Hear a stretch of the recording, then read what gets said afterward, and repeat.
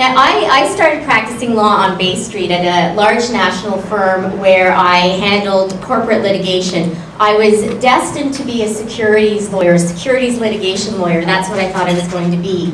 But when you go to these big firms, you start out, you end up being the bag carrier to the bag carrier to the person who's actually doing the talking.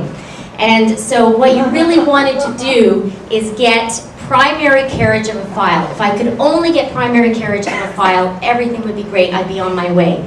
My day finally came, and a partner came into the firm with a big stack of files. She had a huge smile on her face. My day had arrived. She got just the perfect client for me.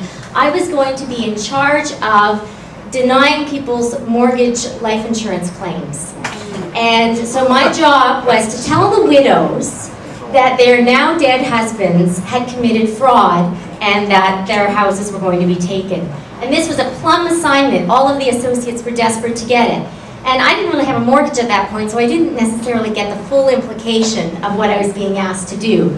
So I show up at the first discovery, and I'm face to face with the widow whose claim I'm denying. And I was totally sick.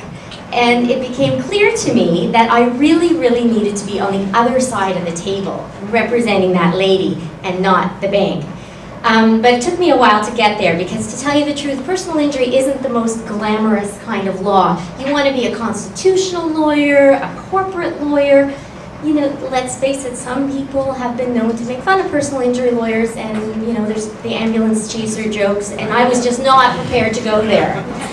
But it was clearly my calling, and here I am. And 3 years ago, my husband and partner started this firm. We have a sort of three main focuses. We do some business litigation. My husband primarily does criminal defense work, and I focus primarily on personal injury. Couldn't be happier. So the major types of cases that I handle are motor vehicle accidents, and whether that's involving pedestrians, car-to-car, cyclists. I do slip and falls, I do trip and falls, and there is a difference. Tripping is going over an object, slipping is your feet going out from under you. I also handle cases with defective products, so drugs with bad side effects, ladders that collapse on you, that kind of thing we handle. But it won't probably surprise you to know that the auto claims are the largest part of my practice. So I'm going to tell you a little bit about that, because when you talk to someone who does have an injury, they probably are under some misconceptions, and you might be too. First of all, in Ontario, car accidents really have two streams.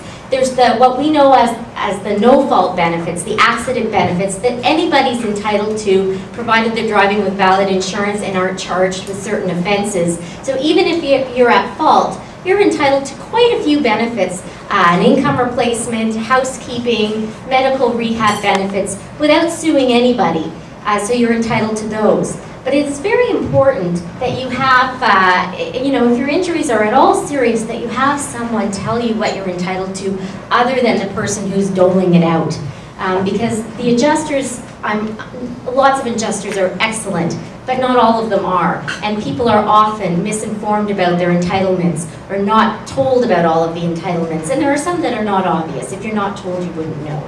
So it's important to have somebody look at that. The other aspect is the lawsuit part, and that is where you sue the other driver for your pain and suffering and your loss of income on top of what the accident benefit insurer provides you.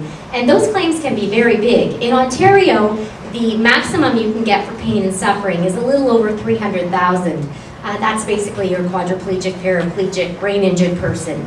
But even if your pain and suffering numbers are only around, you know, $60,000, $70,000, there's still a loss of income claim that can be huge, right? If you're out of work for a couple of years, that's a lot of money, and that is often what pushes up the settlements quite significantly. And we handle those claims, including where necessary, taking people's houses. And I know I made a joke about